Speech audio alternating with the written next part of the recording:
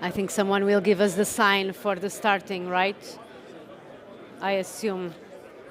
Oh, it's not 10 yet.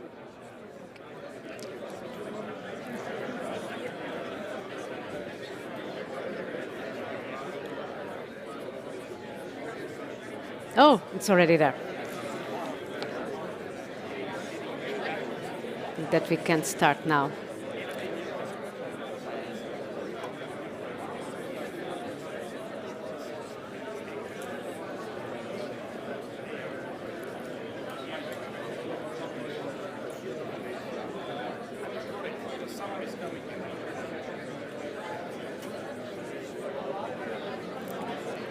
I think we're going to start, okay? I don't know if okay. So good morning. I think we're going to start since the clock is already telling us that we must start. So the woman's cause is man's. They rise or sink together. Good morning and welcome to the first panel discussion of today, inspired by Alfred Lord Tennyson's poem, The Princess, from 1847. My name is Isabel Xavier. I'm a university professor and researcher in European security and defense, based in Lisbon, Portugal. And I'm so honored to be here as a moderator of these 5 distinguished panelists to discuss NATO on the road to Vilnius next July 11 and 12. When Secretary General Jens Stoltenberg announced the NATO Heads of States and Government Summit 2023 last November, he acknowledged, we face the most complex and unpredictable security environment since the Cold War. The meeting in Vilnius will be the opportunity for allied heads of states and governments to agree further steps to strengthen our deterrence and defense and review significant increases in defense spending, as well as to continue our support for Ukraine. In an era of increasing strategic competition, the transatlantic bond between Europe and North America in NATO continues to be essential to the security of our 1 billion citizens. Indeed, Vilnius will be the first summit after the endorsement in Madrid of the strategic concept, where the Russian Federation is perceived as the most significant and direct threat to Allied security and to peace and stability in the Euro-Atlantic area, and the People's Republic of China as a systematic challenger.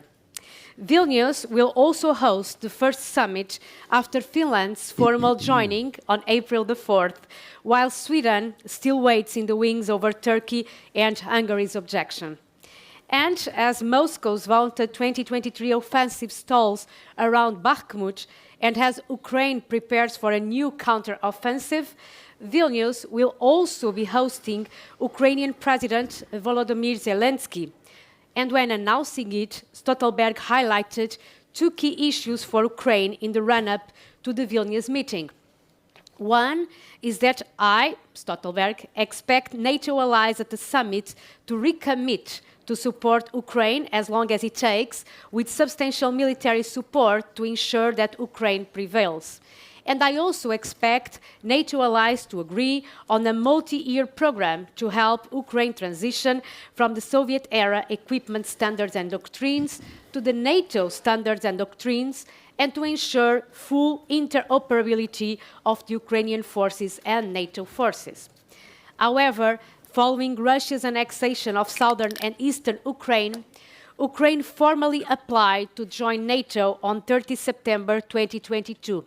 And the expectation is set on that ambition also within the allies. Ukraine will eventually join the transatlantic military alliance once the war is over.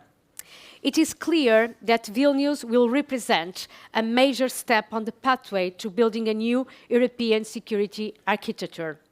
The credibility of the alliance is also at stake when addressing defense spending or the 360 degrees balance in terms of threats and challenges.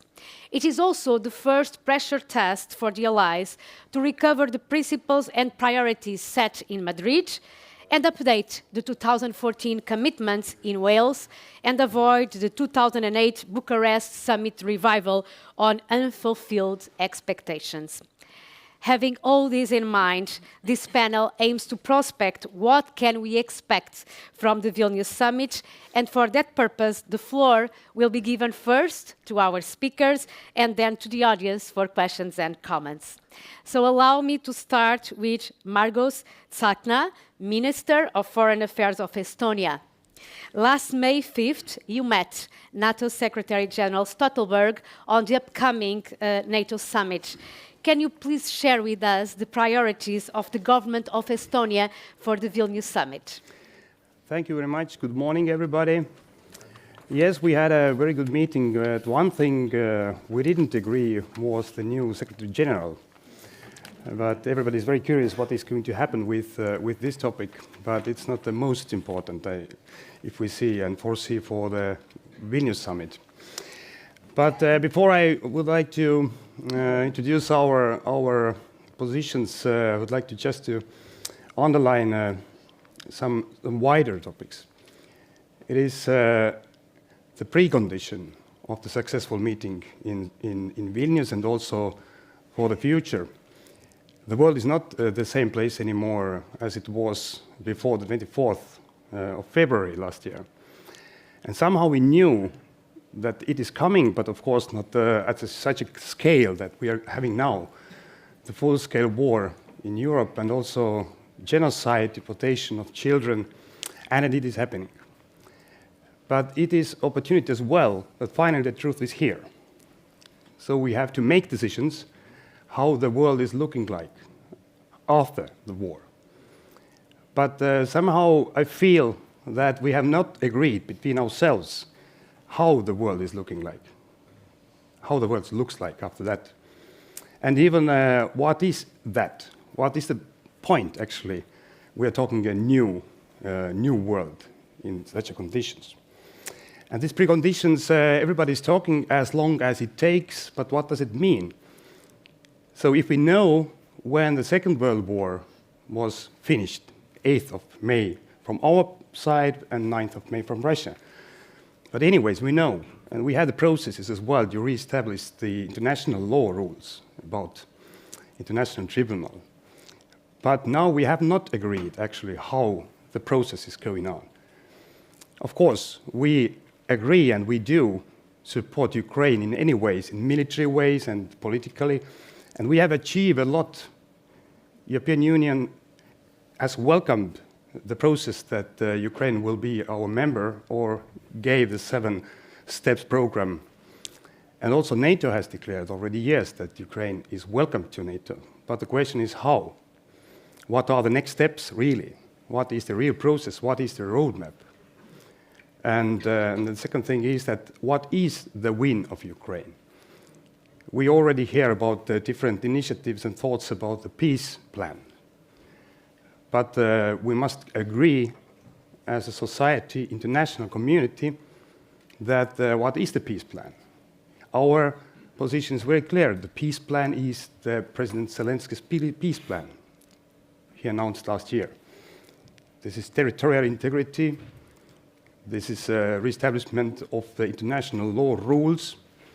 And this is must be the end of the terroristic regime in Russia, which is actually threatening us, even whatever is the final position of the peace treaty. We have to understand that this is not normal that we are living in a world that one regime is terrorizing us. Estonia is putting like 3.2% of GDP next year to defense, and all the other nations are putting to defense the money which should go actually for education and for the future, for the children, for the innovation. But we are ready to do it, even we are proud of that. But this is not the normal world. So we have to think what kind of world we want to have, because this Russian aggression gives us this opportunity. But going back to Vilnius summit, we are very clear 4 points what we would like to achieve together. First, of course, constant support to Ukraine, military ways, and also politically. So there is always the talks about the counterattack. Counterattack is coming, and then there will be some kind of solution. But Ukrainians, on the president level and also foreign minister level, we had a meeting a couple of weeks ago, said that don't increase the expectations too high, because we have to fight for the end, for the win, for the Ukrainian win. So we have to acknowledge as well for ourselves that this support must be constant. And as long as it takes till Ukraine wins the war, not only as long as it takes. The second is, of course, to give a clear path towards Ukrainian membership process. As I said, we have to actually understand whether we really want Ukraine to join the NATO after the war, officially. This is actually the true situation. And our understanding is clear that the NATO is the only security guarantee which works. All the gray zones are gone. We have to understand that as well. Bilateral guarantees are good, but not good enough. And we have to understand that Ukraine must come to NATO, because otherwise we are standing probably for foreseeable future, maybe the same situation or some kind of test about NATO. So this is clear, and there must be a common understanding about that. But also the defense plans. So the NATO must understand, and I'm pretty satisfied about the process, that our defense plan, the new defense plans, must be as well fulfilled with the real capabilities. So these plans must be real. I was a defense minister 2016-17, and Enhanced Forward Presence program was started. But I'm very happy that the real capabilities, real plans, real action plans are better and better, and the understanding that the Baltics and Poland, we are the front line, is there. But of course, it can be always better, but we are moving towards that. So we must be clear as well that we can protect or defend every inch of NATO territory from the first second, militarily and politically, because Article 5 is automatic somehow, but that there is a need for a political decision as well. And the last, but not least, is that Sweden must become really a member of NATO. There is no doubt that Sweden will become, but would be great news that Sweden is in the family for the Vilnius summit, but it's not in our hands now. We have some elections in some big countries coming. Mm-hmm. And just as a final introduction remark is that if we have this situation, that we must invest to defense, and we cannot invest so much to our education innovation, so let's do it properly. Let's do it in a way that the defense capabilities are there. So I think that this 2% of investments must be a minimum. We hope that it will be increased up to 2.5 as an agreement in NATO for the next decade. But as I said as well, that we have to put more, and we do 3.2. But I'm not saying that we are good and the others are bad, but just we have to understand that there is a need of investments to have a real defense capability. So it's Thank you so much. Thank you. David Kettler, NATO Assistant Secretary General for Intelligence and Security. On the side of NATO, what are the prospects for the Vilnius summit? Well, thanks very much. And let me also say thank you to the Leonard Mary Conference for the invitation to join this distinguished panel and to speak before this clearly distinguished audience also. I'll make some points, Anna, that I think will amplify some that you touched on in the beginning, and I think no accident that the foreign minister and I will be on the same page about the goals. Look, this is the first summit since the new strategic concept was agreed in Madrid. And I just want to underscore that that's a document that is second only to the Washington Treaty itself in terms of its significance. This is an agreement by allies for what they think the future looks like in the next 10 years and about what their strategic objectives are in that time frame. A lot of my remarks will focus on Russia and on Ukraine in the couple minutes here that follow, but I do want to highlight that NATO does take a 360-degree approach. So you should expect that there'll be a really healthy discussion as well about the terrorist threat, about the global south, and also about the rise of China and what that rise represents in terms of a systemic challenge to the international rules-based order. And that's also in that strategic concept, both terrorism and China. So the summit really is important for many reasons. It's also the second, as I said, I think, since the war began. So I think to a certain extent, you can expect to see some practical results as a stock take of where we were when we left Madrid, when leaders came together and agreed to their objectives for last year, in addition to the strategic concept. And I think for this region, a lot of that will focus on deterrence and defense, investments in real capabilities, and on posture and command and control. You should also expect that the alliance will recommit to stand by Ukraine, as has been said, for as long as it takes to ensure that Ukraine prevails. Now, I just make a little bit of a joke and say, if my boss has confidence in it, I have great confidence in it, that these objectives will be reached when the summit comes together. So you should expect to see, I think, continued substantial military support and that multi-year program as well that was mentioned to increase Ukrainian interoperability with NATO, to ensure that the support that Ukraine receives from the alliance and its members is not just reaching a peak for a period of time, but is also sustainable and has endurance, strength in its approach that goes on over time, not something that occurs once that supports this counteroffensive and then drops off again afterward in terms of the quantity of the training and the resources. And I think, as has been said, I think it's a fair expectation that President Zelensky will raise membership and security guarantees and will press very hard, not just for clarity, but I think something tangible in terms of a plan. Ukraine's future is in the Euro-Atlantic family and also with NATO, and all allies have agreed to that. And as the foreign minister said, was agreed and communicated in the communique after the foreign ministerial just late last year. That is the direction of travel, and that is, as I said, the position of all allies. At the same time, though, our focus now is on ensuring that Ukraine prevails, that Ukraine has what it needs to be independent, democratic, and free, also get what it deserves in terms of a just and durable peace. And that justice and that durable peace, I think, affects the entire alliance, as no doubt some of you will have questions about and will discuss. So the urgent need right now is that military support to ensure that they either prevail through use of arms or that they shape the nature of the battlefield in such a way that they have the strongest possible position when eventual diplomatic negotiations are held. Defense spending. Since 2014, the Allied spending has moved in the right direction, but we still need to move faster, and we still need to do more. And I think the war has really brought that home when you look at defense industrial production capacity, the amount of investments that are necessary for basic things like ammunition, restarting production lines, and sustainment of that set of capabilities. It's certainly not cheap. And the fact is, I think that a lot of that industrial capacity has been shifted over to other things, or in fact has gone away. And you should expect a lot more attention paid by our armaments directors.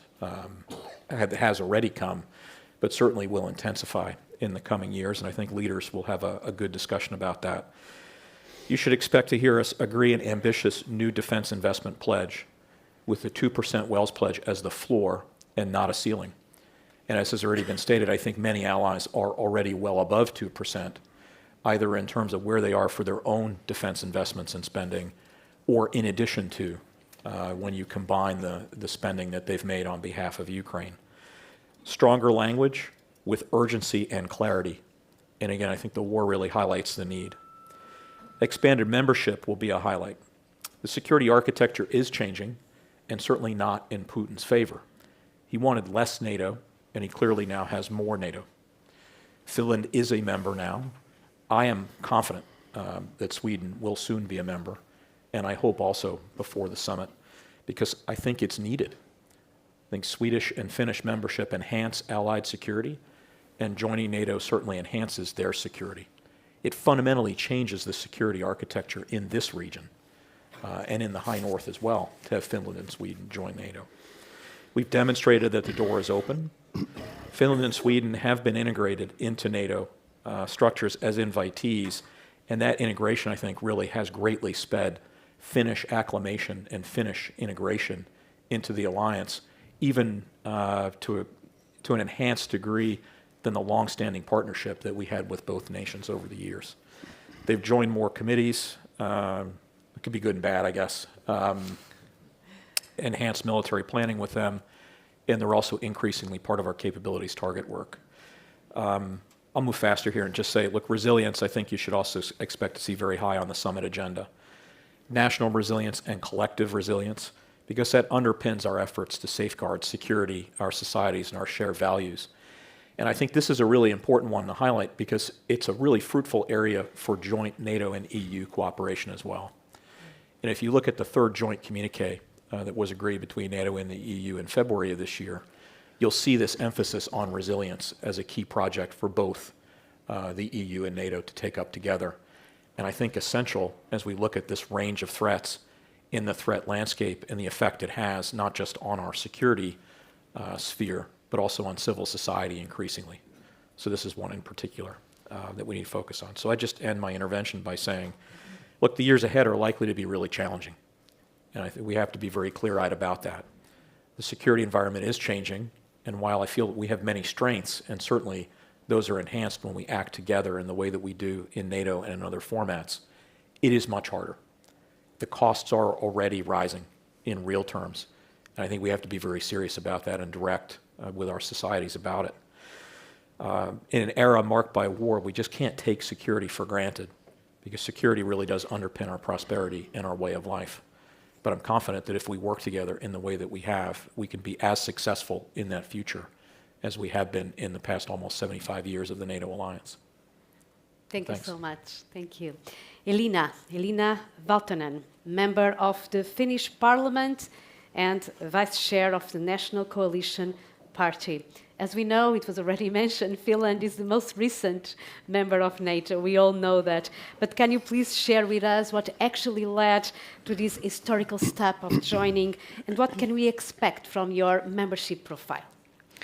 Well, thanks, first of all, for having me here.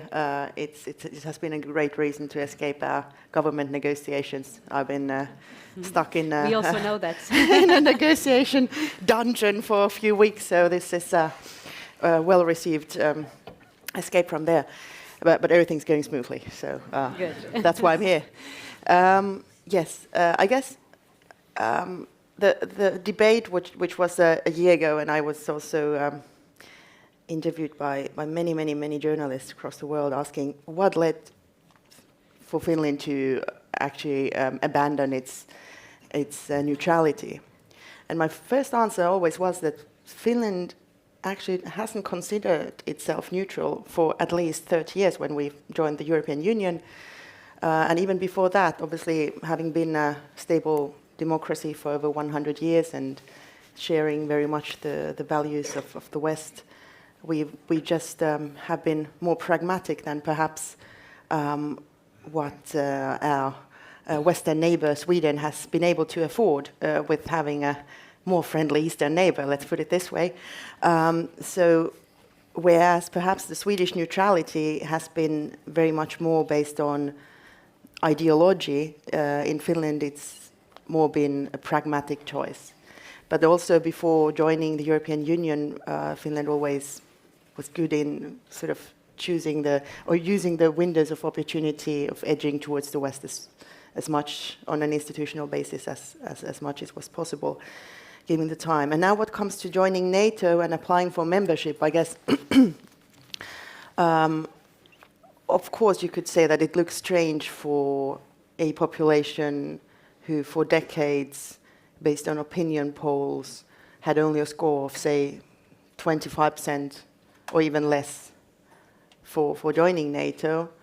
I think it needs to be read in the sense that it wasn't really sort of a stance of people not willing to join NATO, but perhaps seeing, first of all, that there perhaps was no need for it, since Finland has always invested heavily on its own defense, and we never let go of our guard in the past decades when some other countries perhaps did on a different level. We never let go of our conscription-based army and everything. So we were kind of thinking that, we can handle this. And the second thing was that we perhaps never saw that there was this opportunity. At least it wasn't kind of there for us.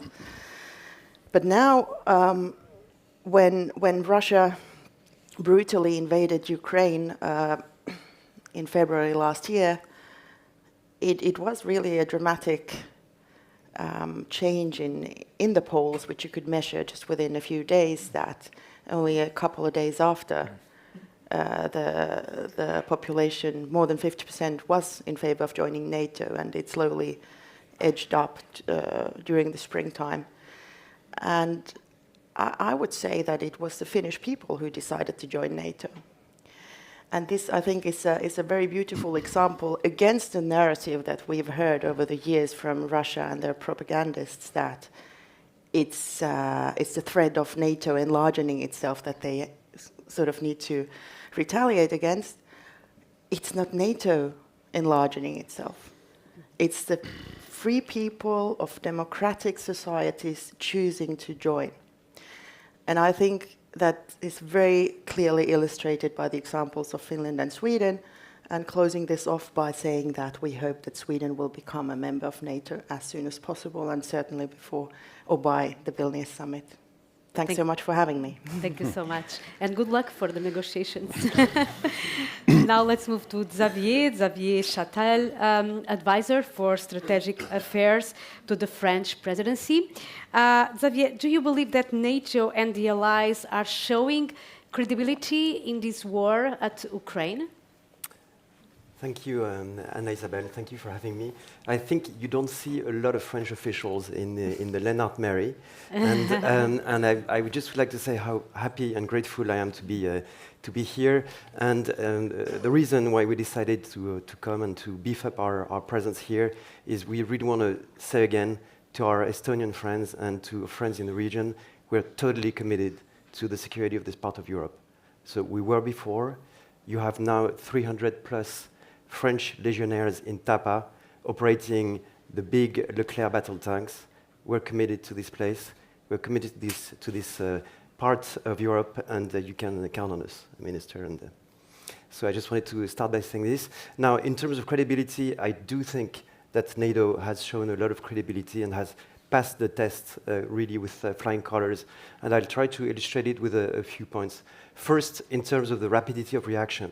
So when the invasion happened, I think overnight so I speak under the control of the specialists, but I think overnight 44,000 European troops passed under the control of Tsahkna. We moved 4 battalions to the eastern flank. And I think this demonstrated a lot of credibility, and it's not only the credibility from our point of view, but it's also the perceived credibility by Russia. And here, I think we should not deter ourselves. I think Russia is deterred by Article 5. Article 5 is sacred, is solid, and has shown its strength in this conflict. And I'll take 2 examples which I think exemplify this.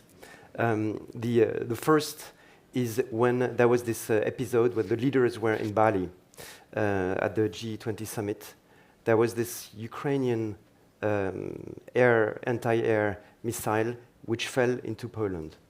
And for a moment, no one was really sure what had happened. And there was a moment of decision and a moment of confusion also for everyone. And the way Russia reacted, from the whole range of possible Russian reaction, it was a quick, robust, professional, categorical denial that it was a Russian missile. And I think this is one proof that they didn't want to enter into Article 5 territory. I'll add another example, which is when a Reaper, US Reaper, fell over the Black Sea due to interactions with Su-27 flanker aircraft of Russia. There again, the way in which escalation was managed and the whole incident was managed, I think also shows the strength of Article 5. So in this, I think the NATO proved its strength. The other aspect which I think is quite important is NATO in this worked in tandem with the EU, and in a sense offered the cooperation and the cover under which a massive operation of arming Ukraine through EU took place.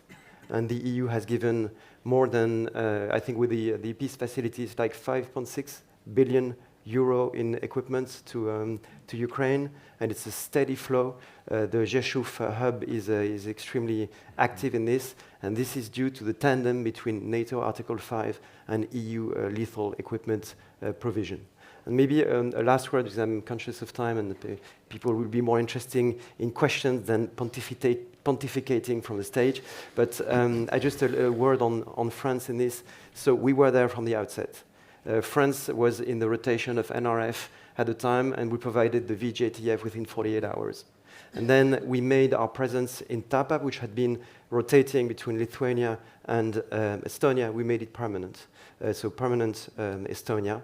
Third, we have 1,250 soldiers in Romania, equipped with top-notch air defense, SAMPT, operating also high-range artillery, etc. We've been flying reconnaissance and intelligence flight from France. Actually, I met the pilots who went on the very first flights, and they were not too sure what they would encounter in front in their first interactions with scrambling in front of Russian aircraft. So I think we've been really present from the outset, doing our part, doing our share in this collective effort, which I think ensures that we're together completely credible and have a very strong deterrent capability.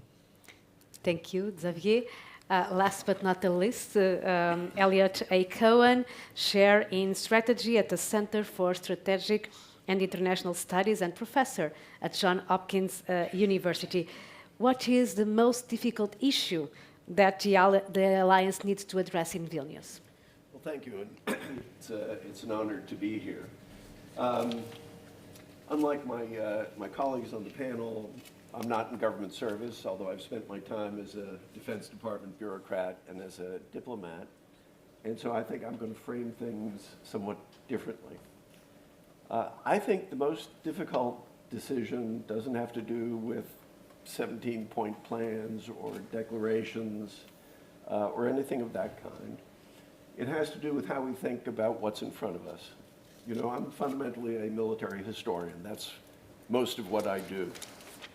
And I think we have to begin with from a point of departure that for most, if not indeed all the people in this room, this is the first time we've been engaged, even indirectly, in a large-scale conventional war.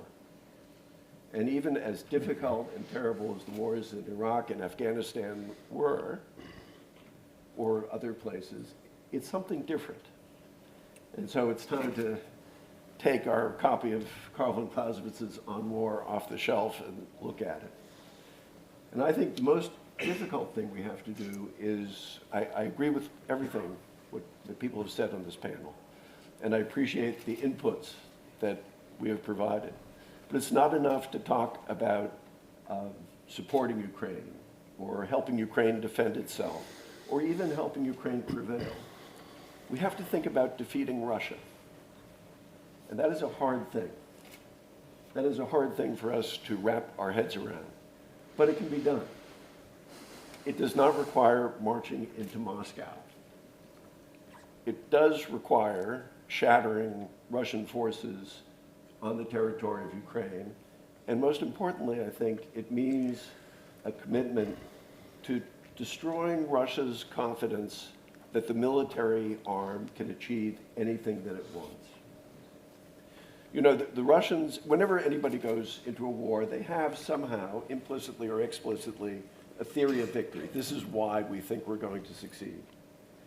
The Russians have had a number of theories of victory. Well, one theory of victory was Ukraine will fall apart, we'll occupy the country in 7 days. That didn't work. The second theory is, well, it may take longer, but we will eventually conquer it in a kind of a long, bloody campaign. That didn't work. A third theory of victory is, well, we'll turn the lights out in Europe during a cold, dark winter, and Europe will stop supporting Ukraine. That didn't work. We'll shatter Ukrainian domestic morale by bombing their cities and terrorizing them, and that hasn't worked. What are they left with? They're left with the theory that if they persist, then sooner or later we get tired. And that's one of the reasons why I think it is not merely a mistake, but counterproductive to talk about peace negotiations or setting Ukraine up for the best possible position at a negotiating table. They're in the thick of a war. It's 15 months, terrible thing, but that's not, by historical standards, an enormous period of time. And I think the last thing I would say is it is easy to think of Russia as a behemoth which may be incompetent, which is certainly brutal, which is not always smart, which does its own counterproductive things, but is somehow implacable and undefeatable. And I just don't believe that that's true. But I also think that to accept that and to articulate that, and to articulate that not only to one another, but to our publics, and to explain that is going to be a very difficult thing. Thank you. Thank you so much. Thank you so much all for this first round. So much food for thought. And now it's time for questions and comments. I just ask you for briefly introduce yourselves and also say who is the person, who is the speaker that you want to address. I will give the floor to Anna Cellist first, please. Thank you. Hannah Cellist, Foreign Policy Council, Ukrainian Prism, and I have the question first of all to our French representative. We are talking about the open door policy for so many years, obscure formulation, because the doors can be opened but guests not invited. And now we are having all the conversations in all the capitals asking how can we change. French are saying it is Americans guilty who doesn't want to change. Americans are blaming Germans, saying that they respect them. Germans are blaming Turkish, Dutch, wherever. How can we break this circle of delegating responsibility for the irresponsible behavior when everybody is saying that we are absolutely supporting Ukraine, but as a result, no changes in the formulation by the Vilnius summit? Thank you so much, Hannah. Now it's going to be a little bit more difficult to recognize everyone. Please here in the front row. There's a mic coming. Yes. Chairman of Foreign Affairs Committee from Lithuania, Vilnius, more or less in the same way. You see, this is an angel. He's from Vilnius. For some reason, he has kind of loudspeaker. And, he, I think, represents the Baltic nations, trying the big one to hear us. Listen to the Baltics, like von der Leyen said. And in the same way, my question goes to David Chatel. The former British Prime Minister said in one of the articles that this is our responsibility, what's happening in Ukraine. Non-enlargement of NATO in Bucharest NATO summit provoked it. And we created the gray zone. We created uncertainty, ambiguity, temptation for Russia to attack Ukraine. Read the article of Dan Fried, who is in this audience. So maybe it's time to end that ambiguity, because when the big nations are saying, oh, the first priority is to win the war, but with other hand, you continue the policy of the gray zone. You continue inviting Russia to attack and conquer Ukraine. So listen to the Baltics, listen to that angel. What do you think about that? Thank you. Let's give the floor over there in this first round, and then we'll start by here. Yes, please. Hi, good morning. Steve Began with the Boeing Company. My question is for Eliot Cohen. Eliot, that was, I thought, really an excellent description of Russia's theories of victory in this war. What is our theory of victory in this war? What should it be as well? Thank you. We will jump to the audience in a while. Xavier, can we start with you, please? The first question, I think, from Anna was to you. Okay, so don't expect me to keep the bucket. I think this discussion would look different if we had a U.S. official in the U.S. capacity. That's not me right now. Exactly. in a U.S. capacity. And I think that would apply actually to all the discussions I've heard so far in this conference.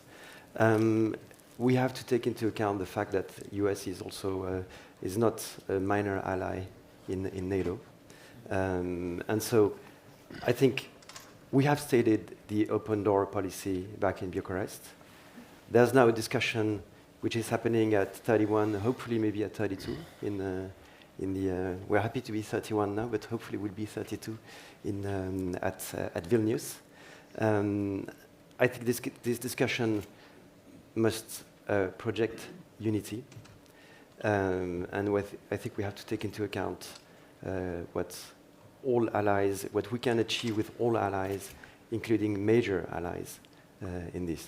What I can tell you from our point of view is I fully agree with the notion articulated by both the minister and Eliot Cohen that Russia's plan is to wait us out, to wait for this or that election that might impact, to wait for public opinions to be tired of supporting the war in Europe, and that we have to strengthen the case that we're making, that we're in it for the long haul, that we're committed, that we will support Ukraine, that we will give all the means necessary to make Russia's aggression fail, and that we will do this for the years to come. And we're working on a national basis on how to make this a hard commitment. Thank you, Xavier. David, shall we look at the angel? Well, so yeah, I mean, I do look at the angel. I would say, look, I've spent a lot of time in the Baltic states and have, I think, very close personal and professional relationships here. So I would tell you, my answer is going to sound an awful lot like the substance of your question, because I see it largely the way that you're implying. But first, let me say, with the exception that it is not the West's fault that Russia is rapacious. It is not the West's fault that Russia is bent on expansion and restoration of spheres of influence and grossly violates international law and human rights. It is not NATO enlargement that causes that. That is, in fact, Russian propaganda, and it's completely wrong-headed. Nations have a choice. They may make those choices as sovereign states to be independent and free and choose their foreign policy and security arrangements. That's just the way it is. And if, as has been mentioned here on the panel, a nation like Finland, Sweden, chooses to join NATO, that's their right. And it is not a provocation in that regard. It's because they've made a conscious decision based on what they need for themselves to remain safe, free, and secure. So I think just one thing I'd say up front is I reject part of the premise of the question. But Russia has exploited that space. They have exploited that gray zone for a long time. And it's not just Ukraine in this. I'd also raise Georgia and Moldova and say these are two other NATO partners that also are mentioned in that open door statement from the Bucharest summit that have portions of their nations as well illegally occupied, if not annexed, by Russia for many of the same false pretenses that we've seen in other situations. So I think whenever the resolution of the war comes, I mean, I also agree with Eliot's point, this is about defeating Russia. Now, it's not a NATO war with Russia, but the fact is Russia must lose. It's not just that Ukraine must prevail. Russia must lose.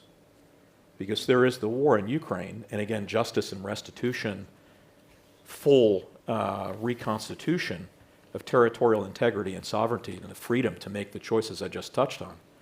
But remember the two so-called treaties that the Russians published in December of 2021. I mean, it was largely the substance of the final meeting of the NATO-Russia Council in January of 2022, that they demand a sphere of influence, an imperial expansion, revanchism, irredentism, whichever applies based on the scenario, a rollback of NATO to the 97 borders, and for nations in this region, including your own, the idea that you have no right to defend yourselves because it's scary and intimidating from a Russian perspective, all of which completely false and in a violation of international law. So I don't see it as a negative case, actually. I think it's an opportunity, and probably also back to the foreign minister's point. This is an opportunity for when the peace is established and the security architecture is reset in that environment to ensure that the peace endures, to clear away the ambiguity and the gray areas and ensure that those nations that are victims of that kind of circumstance have their peace and prosperity and futures ensured. Again, a lot of political science in that, but I just say fundamentally it's about fairness. and it's about human rights and about national freedom. And so I hope you can tell I'm a little passionate about this. So again, I agree with the emotion and the intensity of your question. There's a lot yet to be resolved in terms of how that all gets executed. But I absolutely agree with you on the thrust of the question and the principle, and I think so do all allies. Minister, you would like to add something? Yes, thank you. About this NATO enlargement question, and I totally agree that this is an opportunity. This is not the Russian aggressions towards Ukraine is not our fault. This is not that. But anyways, we have to face the facts. It is there. And what I feel is some kind of, it is called like the fear of escalation. That let's not do maybe the clear steps now because of the fear of escalation from Russian side. Now, my question is, what is the escalation? Is it already happened? Full-scale war, genocide, deportation of children, violation of international law, or what is the next level of escalation? Of course, there has always been talking about the nuclear escalation, but be honest, this is not the escalation already. So I don't know. We cannot like change the standards. So and this gray zone policy of neutrality, let's call it. Finland and Sweden have joined the NATO.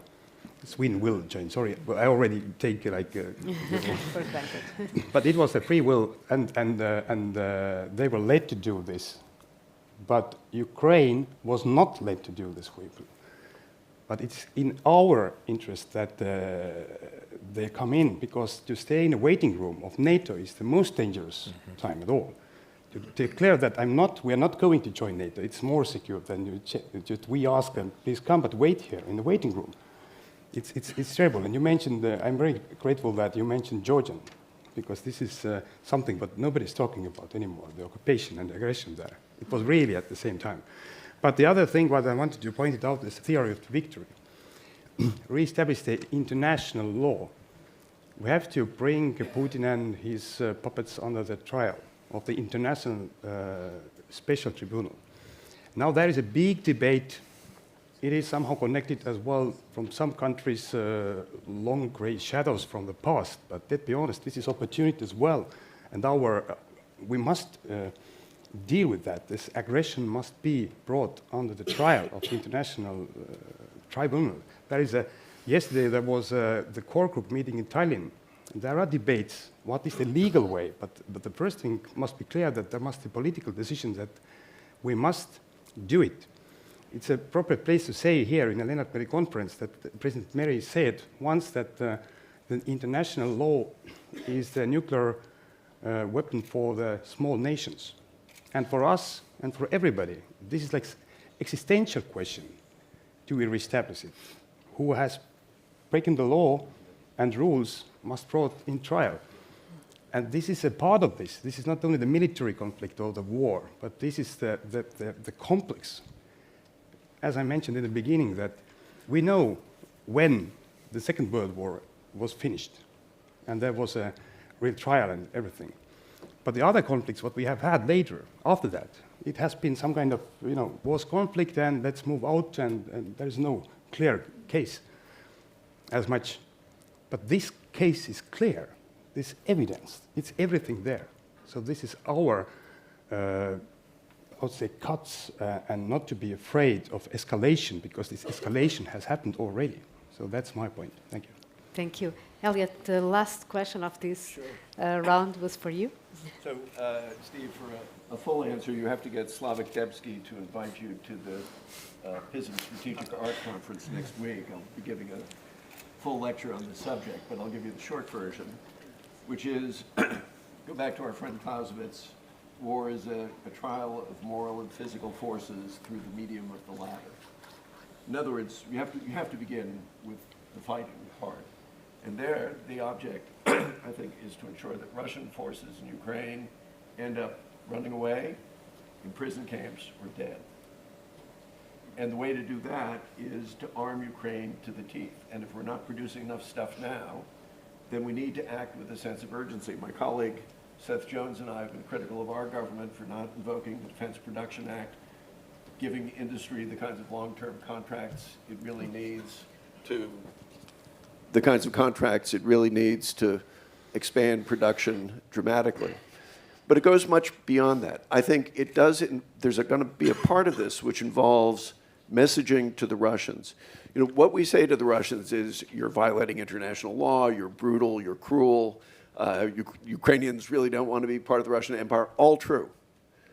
We should also be reminding them that their GDP is like 10% of that of the EU, let alone that of the United States, that they can't manufacture a modern tank, that they can maybe design an Su-57, but they can't really produce it, that their generals are old and corrupt and incompetent, and so on and so on. The Russians have lost confidence in the military arm before. And it's actually a peaceful example. Think back, as you and I both remember, to the 1980s, when the Russian General Staff, the Soviet General Staff as it then was, came to the conclusion they really could not compete with the United States. Because even when they could steal the technology, they couldn't manufacture it, and they certainly couldn't apply it the way we could. Now, this is a different situation, so unfortunately it's not going to just be peaceful means. But I think once we get in the mindset of we really are in it to defeat them, then you frame the issue very differently. Thank you. Let's start now here. Yes, Thomas Ilves at Tartu University.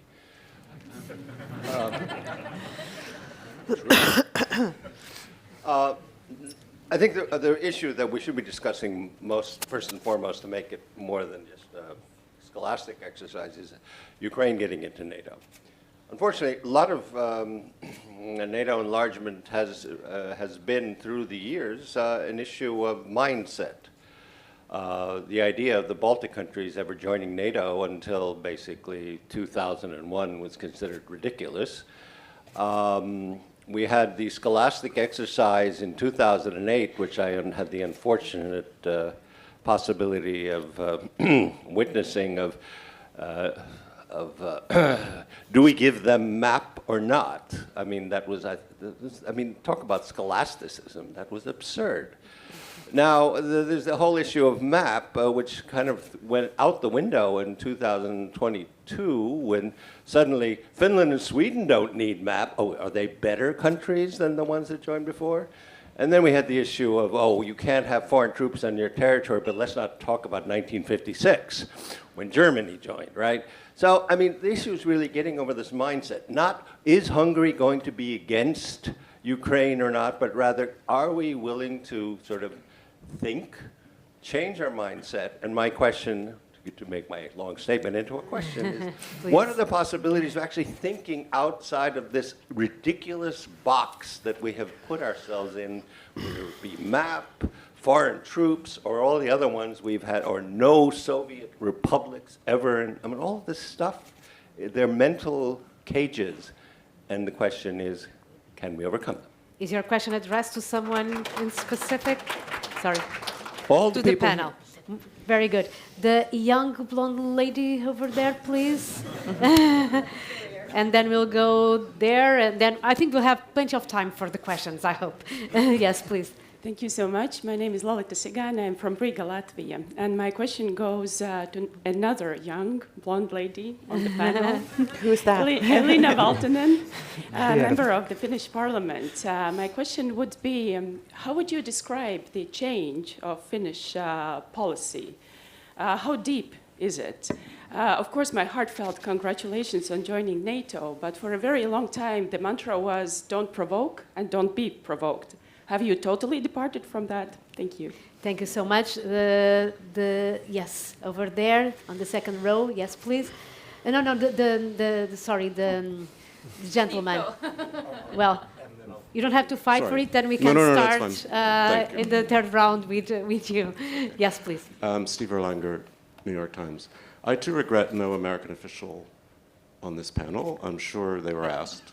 I'm surprised there wasn't one here. I want to just push back a bit. At least Eliot Cohen has tried to explain his notion of what a Russian defeat could be, I'm a little unconvinced. I mean, I once asked a high Estonian official, you're going to drive an Estonian tank to Moscow and bring Mr. Putin to The Hague? I mean, it just seems a little, some of this discussion seems a little bit irrational or fantastical to me. I mean, I can see a defeat in Ukraine, but Ukraine's next door. Russia could come back in 2 years, 3 years, 5 years. How you change Russia, that's a different question, completely different existential question, which we're not really addressing properly. But what I really want to ask is about Vilnius. What is the political statement, what is the debate over the political statement to give to Ukraine that gives them the confidence that they will have NATO's support? I understand there's going to be a medium-term pragmatic program, which is what the Americans want, you know, for integration and training and supply. But what is the political statement that will satisfy Zelensky and his allies that NATO's serious about membership? Thank you. The question is addressed to the panel as well? Well, I mean, I would like to address it, if possible, to the Estonian foreign minister and to Xavier, and if possible, to David, without okay, so to the panel, more or less. Okay. Well, for three of them. Thank you so much. So now let's jump into the answers. I ask very short answers if you can, and I would start with Elina because there was a very specific question for you, and then we can go to the rest of the panel for the other two questions. Elina. Thank you so much. I will, even though the question was fantastic, and thank you for it, I will elaborate a little bit more because I didn't speak at all in the last round. So therefore, yes, true. 1 minute more. Just saying that even though it's perhaps not fashionable to be optimistic in this time at all, and it's definitely very difficult for all of us, including myself, but I kind of don't underwrite or believe in the saying that this time we are in is more unpredictable or is massively unpredictable compared with other times we've lived in. Because if we look at the past decade, well, certainly 10 years ago, but 2 years ago, the world was exactly as unpredictable, but the only difference was that we in the West, we were less prepared and less unified than what we are now. And I think that's a very good starting point for basically anything that's going to challenge us. And for sure there will be challenges and threats, but we are at least not as naive and not riding the wrong policy, especially on Russia, but perhaps also in China than we used to do. Number one. And the second thing, answering the question finally, I don't think, and it most definitely, if you ask the Finnish people or the politicians, we had 188 members of parliament out of 200 voting for applying membership, for NATO membership. It was most definitely not a provocation. It was a decision made out of our own security concerns, and it was not directed against anybody. And as our president said, Vladimir Putin can look at himself in the mirror based on this. So basically that's what we are saying, and we want to, and now that we have been for 6 weeks a member, almost 5 weeks, 6 weeks, something like that. Of course, we made the decision out of our own concerns, but we are fully committed to the 360 degrees approach of NATO. And of course, we see ourselves as net security providers in this region, what comes to the Baltic Sea area, the Arctic, but also obviously the entire alliance.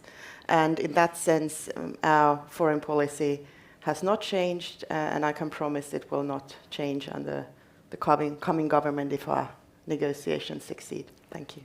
Thank you. Elliot, would you like to reply to the other questions, please? The microphone. I need this. Oh, yes, please. So, I mean, with all due respect, asking an Estonian about marching to Moscow is ridiculous. I mean, I'm sure they'd like to, but countries have been defeated many times in conventional war without capitals being occupied and regimes being changed. Russia lost the Crimean War, and the French and British didn't march on St. Petersburg. Russia lost the Russo-Japanese War, and the Japanese most certainly did not march across Siberia. The Soviet Union lost the Afghan War, right? And the Mujahideen didn't go into the Soviet Union. Nor do I think we have to think about this in terms of regime change. I mean, as a theory of victory for the Ukrainians, I would say don't make regime change in Moscow the object. The object is to break their confidence that they have a military that can do the things that they want it to do. And that, I think, is entirely doable, but it will involve a really massive, visible, humiliating defeat on the ground in Ukraine. Thank you. David, would you like to react as well, please?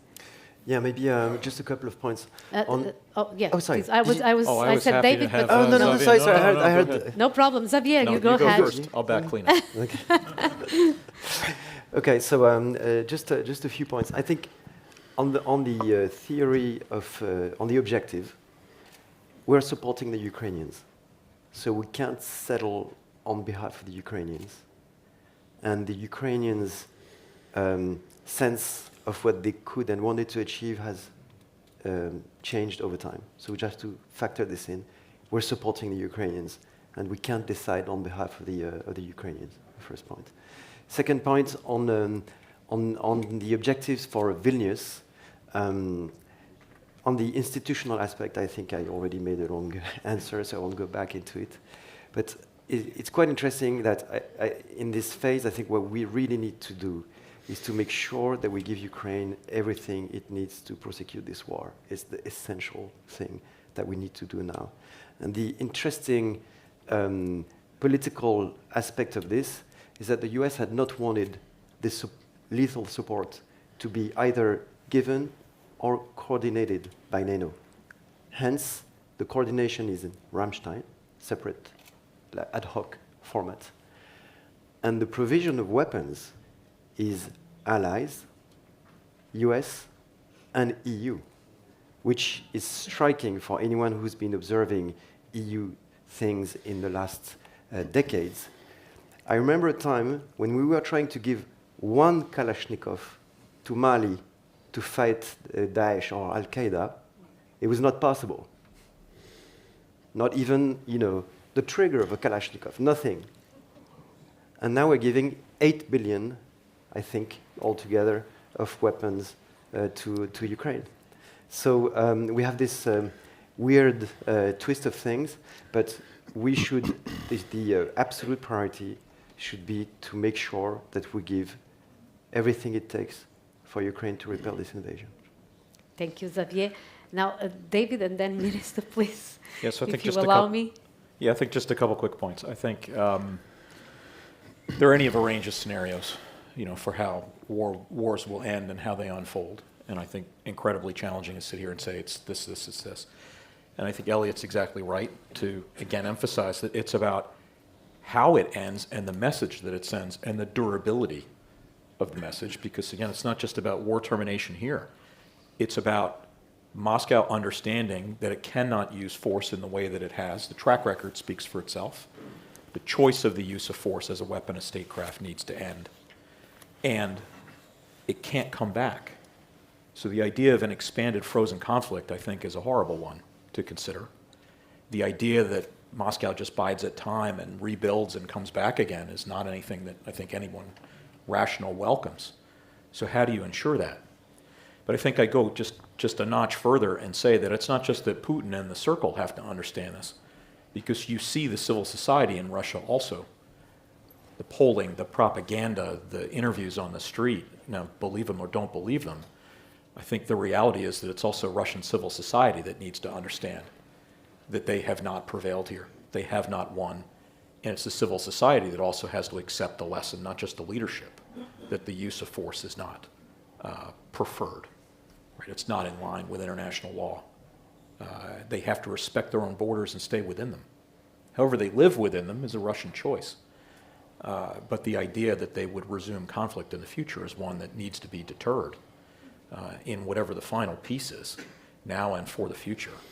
I think on what President Zelensky will accept, look, clearly that's up to Ukraine, and I've already touched on some of the politics, but I'd just say here, this is a huge challenge for leaders when they come together in the summit. what is the vehicle? What is the communication? What is the message?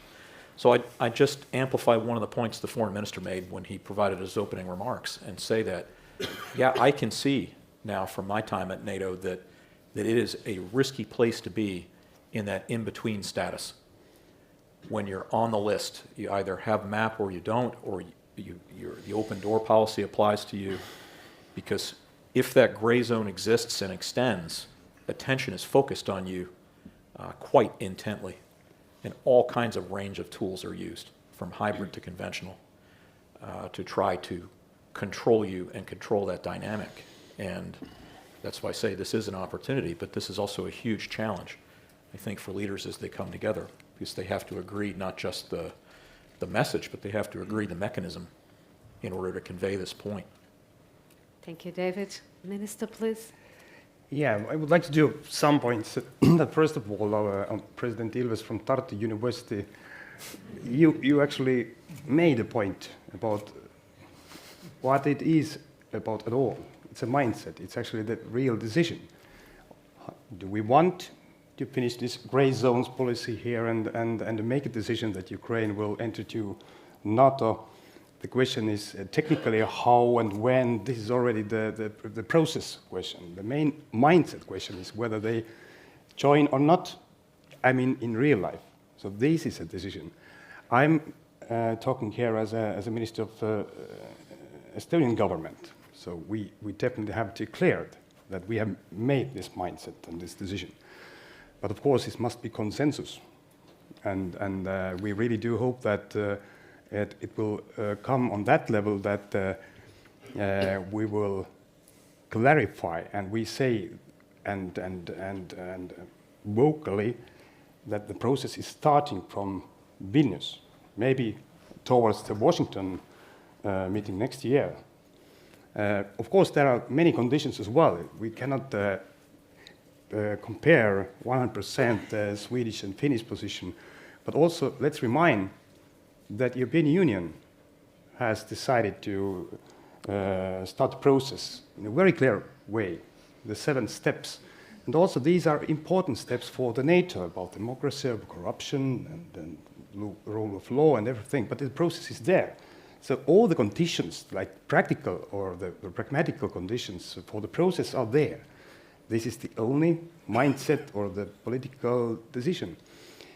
And I really do hope that we will reach on that level for the Vilnius. You're excellent journalists, and you're asking the very good questions. If I would know the final answers from them, but one thing to say that Estonians are not aggressive nation, and this is not a good image you actually put here on the table that we would like to march to Moscow, because actually we were very close to the St. Petersburg. But we came back home. Actually, we love our country, so that's not the case. But I strongly advocate against your position that this is a fantastic world to get Putin under the trial. No, it is not. It is crucial to get him under the trial. It's not a physical process. It is much more the question about values, the question about our rules, what we have established, because this is existential. This is existential, because this is so clear case about aggression, also about the crimes against humanity, about deportation of children, and ICC can work with this, but also the aggression and impunity question and responsibility. So I think that the world is fantastic, really. It must be the fantastic place. We should have this kind of dreams about this. And then the mindset is coming, which is our President Ilves would be satisfied. But if we don't have this kind of fantastic dreams, then happens these kind of wars, and thousands of people will be dead. Thank you. Thank you. Let's go to the third round. The young lady over there, second row in blue. I will ask very short questions and answers, please, in order to have more. Yes, please. Thanks very much. Ulrike Franke from the European Council on Foreign Relations. I've got a question for Elina. Namely, I was wondering, how do you think Finland joining NATO will impact Finland's engagement in EU security and defense efforts? Because, you know, in one decision, Finland went from being one of the 6 non-aligned or neutral countries within the EU to the now 22, well, fully integrated into EU defense efforts country. Do you think this has any impact, or was Finland already involved enough to that not to make a difference? Thanks. Thank you. The gentleman in the 5th row. Yes, please. Yes, you can. Yeah, please. It's easier. Thank you very much. Hiro Akita from Tokyo, Nikkei.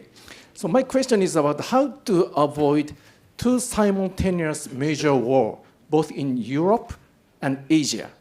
World War I and World War II was not only a war in Europe, but also it was 2 major wars that was fought, both in Asia and Europe. And Taiwan Strait is getting tense and tense. So my question is that, how do you assess the risk of a 2 major possible wars, both in Europe and Asia, and how should we avoid that? Japan made a decision to double its defense budget, and Australia is increasing its defense budget. And NATO is opening office in Tokyo, but I wonder whether it is good enough. Thank you. Thank you. The lady here in the 3rd row, next to you, yes. Very brief questions, please. No, in your on the others, yes. The others? She passed the mic to me. Okay. Sorry, thanks. Olena Halushka, Ukraine, International Center for Ukrainian Victory.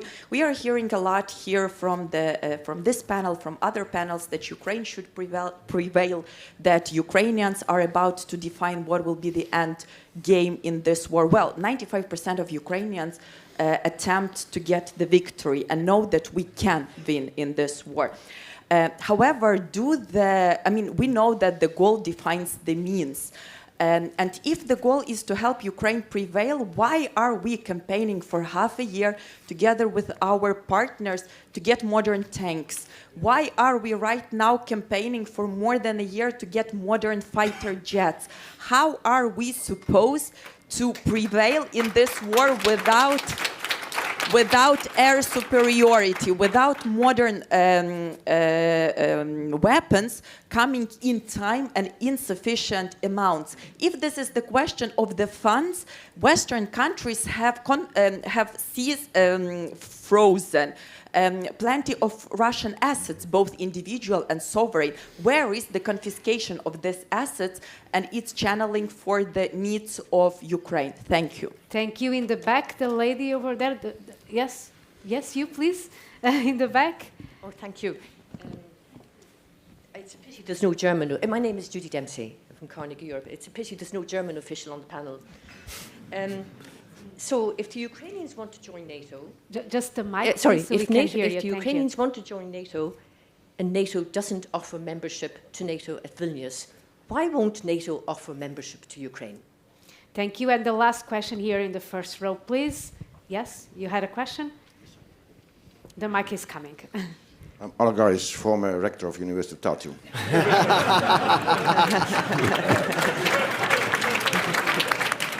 My background is molecular genetics and development biology. That's why I know that things that happen in embryonic stage will have an effect also on later stages. And my question is, we are talking about grey zones and also NATO membership, focusing on Ukraine and also talking about Moldova and Georgia. But there is also one country which is called Belarus. And this regime can collapse overnight. And if the people of Belarus, like people from Finland, start asking NATO membership, do you foresee this kind of scenario in near future? Thank you. I apologize. We won't have more time for questions. I really, really apologize. But now let's give the floor to our speakers, 3 minutes each, and it is the concluding remark. So I would suggest to start with Eliot and then finish with our minister, please. Eliot. So I'm going to do 2 things. First, just to answer the question about a 2-front war. I think the surest way to guarantee that is to fail to ensure Russian defeat and Ukrainian success. Because if there's something that will encourage China to be aggressive in the Taiwan Straits, it's seeing that we can't ensure Russia's defeat. My concluding thoughts, one of my favorite French sayings is "à la guerre comme à la guerre." You know, that we have to treat this for what it is. Some of us have said, well, we're not at war with Russia. It is a fact that Russia thinks it's at war with us. And the fact is, we are indirectly involved in this war. And we shouldn't pretend to ourselves that anything else is the truth. Thank you so much, Eliot. Let's move now to Xavier, your reply and concluding remarks, please. Thank you. So I didn't have this time a direct question to me, but I will still answer one question. So first, I would just like to repeat that we're completely committed to providing what we can provide to Ukraine to repel the Russian aggression. Air superiority, so far Ukraine has it. I think it's one of the miracles of this war.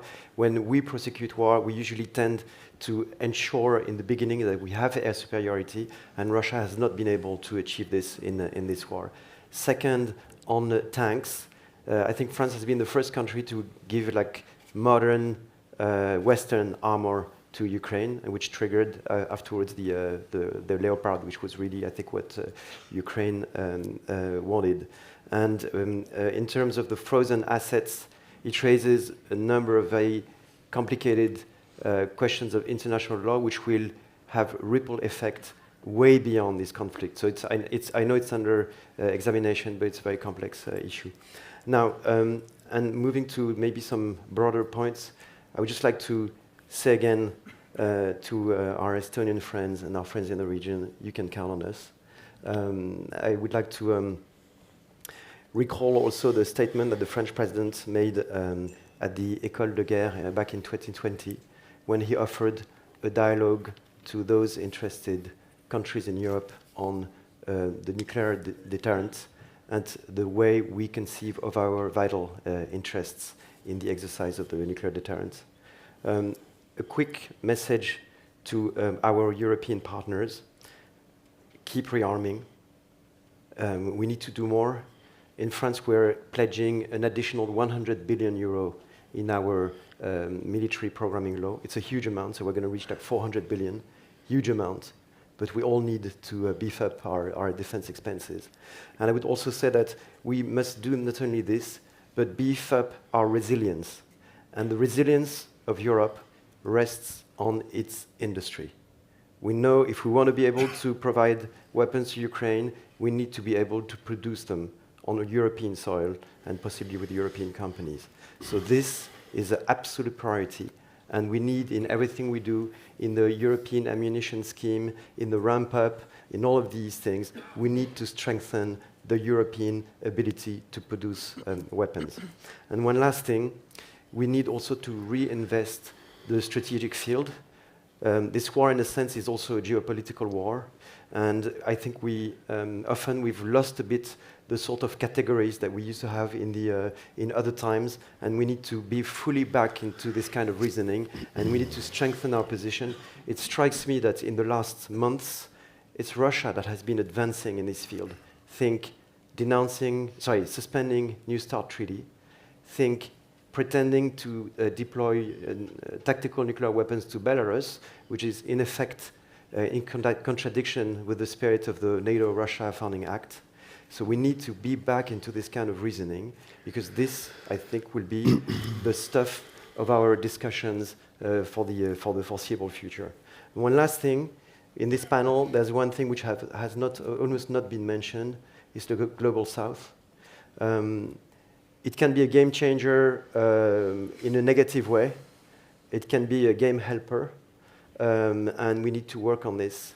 And in order to address this, we must work on our narrative, and we must work on the way we deal with these hugely important countries. I won't go into the detail, but I think it's quite important, and it was not mentioned so far. And again, thank you to Lennart Meri Conference, and thank you to our Estonian friends. Thank you, Xavier. Elina, please. Yeah, thank you. A very important question.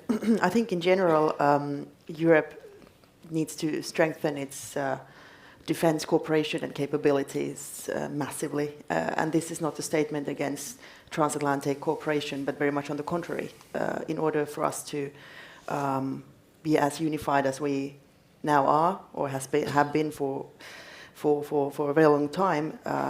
In order for us for that to prevail also in the future, we need to ramp up our capabilities.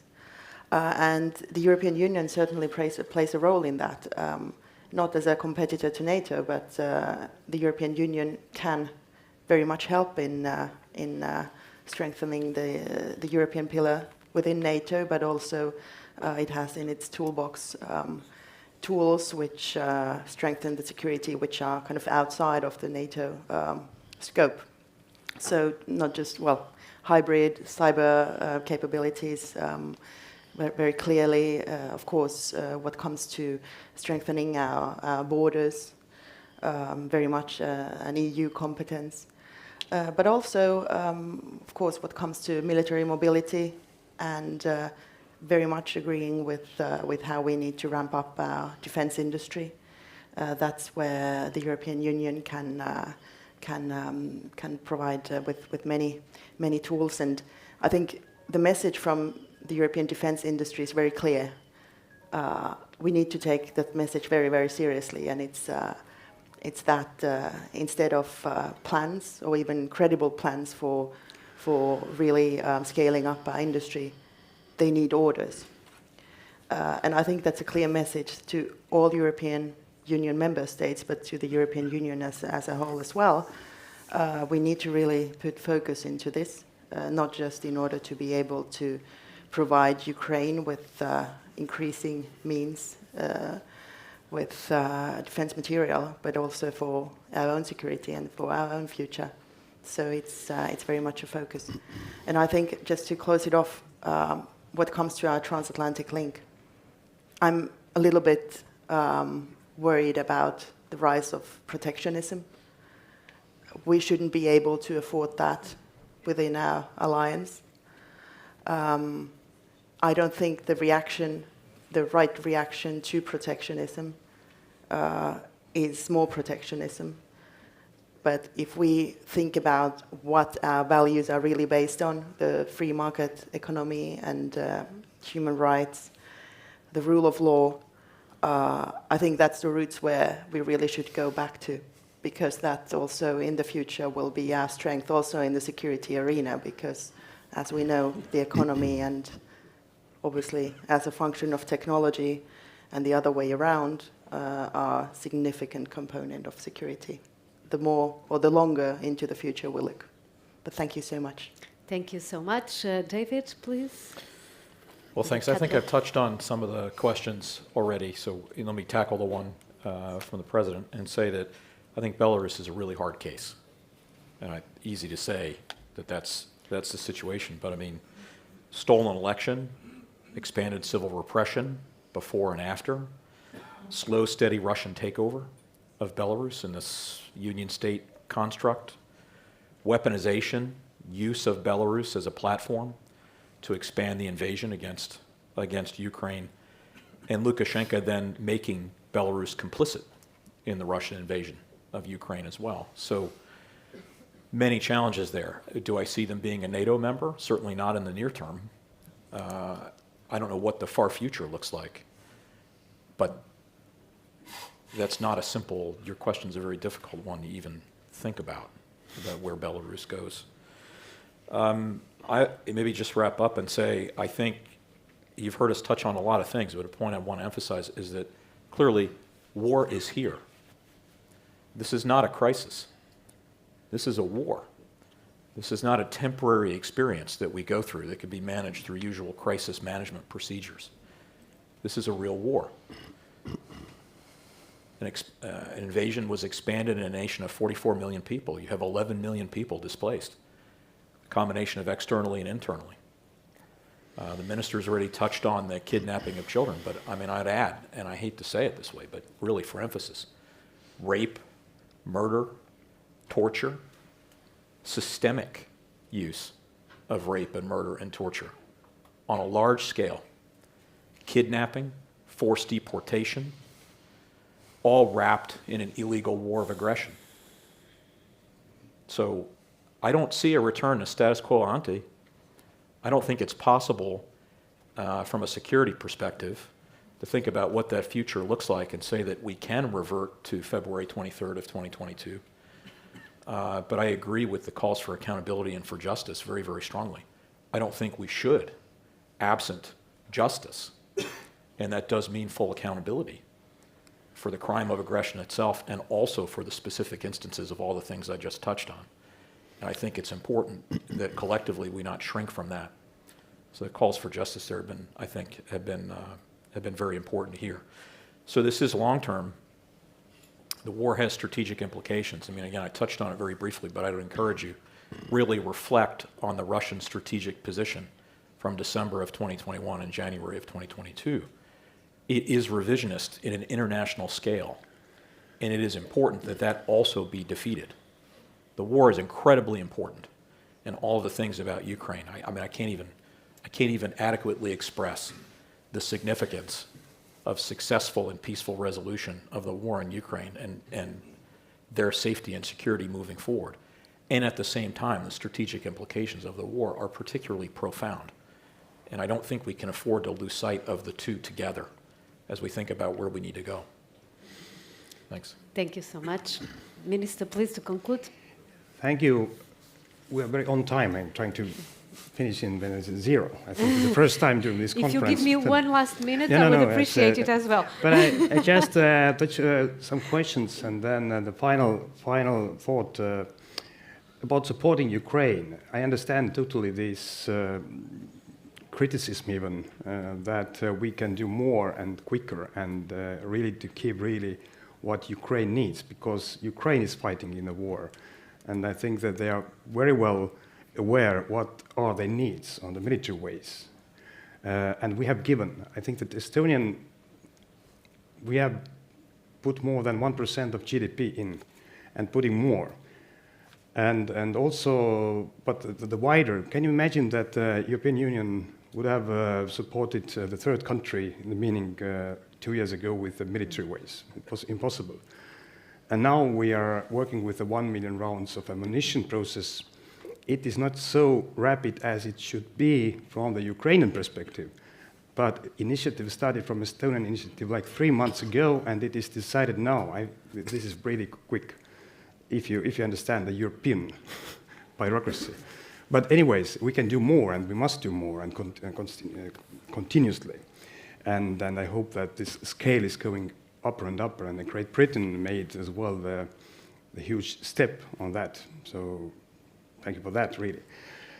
About Belarus question, I cannot be more precise, but the question is that we must keep supporting the democratical powers and the people of Ukraine somehow. It is very complicated, and let's see what is the future. But it is very complicated, as you know. Now, officially not in war, but part of the battlefield. So this is complicated place. But as a conclusion, the question as well about in Asia, but it's wider. There is a battle of values and a battle for the values, and to protect the values. And it has been there already, but now it's very clear. And the question is that what kind of values and where the values are protected. And I think that the values are more important than ever before. We have witnessed this more pragmatical policy towards Russia in Europe as well, that maybe through the economical connections we can somehow hold Putin under control. It was a total disaster. Nothing happened. And now we are dependent on that. About the wider question is as well the China, dependence on the China. We had a great discussion yesterday in Kymnich with European foreign ministers about the China issue as well. But if you are in a complicated situation, my mother told me as well, that then think about values and then make your decisions about based on this. Maybe it's too naive. I'm new kid on the block in the meaning of this foreign ministers club now, but maybe it is the time to think really about the values, because there is a battle or the fight for the values in the world. This is global. The world is divided. China has its own 1,000-year-old or the foreseeable plan anyways. But Russia is a part of the value war, but they decided to go to the real war. But this is not just to have like more economical power. There is no such a thing. There is a question of influence and just to put the values in place in most violent ways at all. So let's think about it. And maybe this is the guideline as well for all of us. On what basis we should make decisions, even in Vilnius, really. It's only like not so long time to go. So I really do hope that we still believe in a fantastic world, but we have the guts to make a practical decisions because we have the power, we have the capabilities, we are strong, and our economy as a whole is really big. I don't know. We don't have to be afraid of escalation. It's there. Thank you. Thank you so much. Thank you so much, dear speakers, dear audience.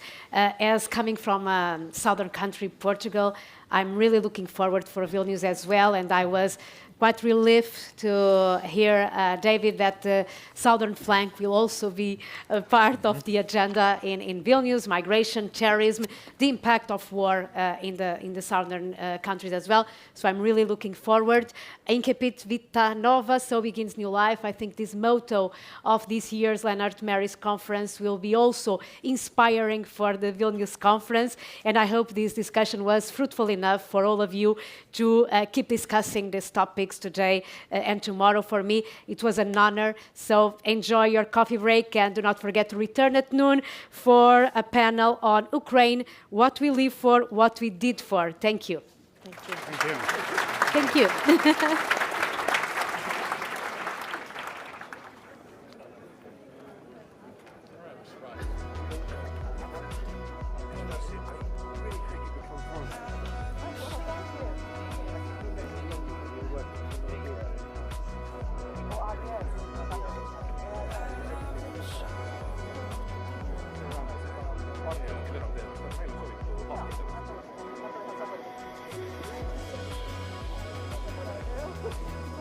It was a tough audience. Yeah.